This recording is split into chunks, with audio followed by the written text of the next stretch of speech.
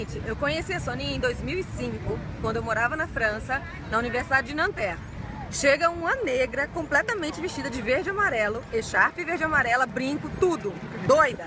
Eu achava que ela era brasileira, mas não, é francesa e louca pelo Brasil.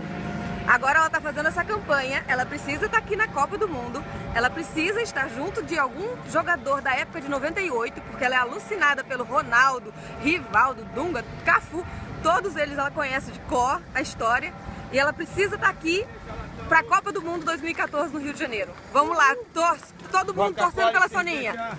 Beijo! Je m'appelle Alice. Depuis que j'ai 6 ans, je connais Sonia. En 98, j'ai découvert Ronaldo et l'équipe de foot du Brésil. Et là, Sonia est rentrée avec moi dans la folie du Brésil.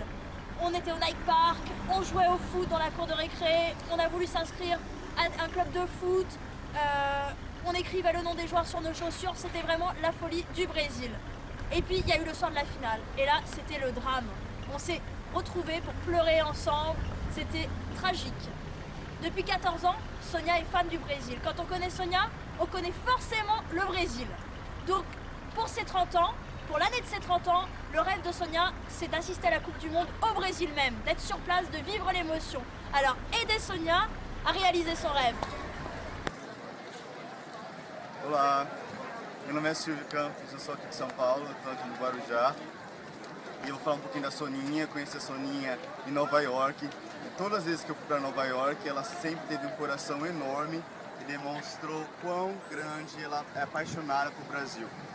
E com certeza ela merece ir para a Copa do Mundo, porque ela ama forró, ela ama a população do Brasil, ela ama as nossas cidades maravilhosas. Soninha, espero que você possa vir para a Copa. Vem para o Brasil.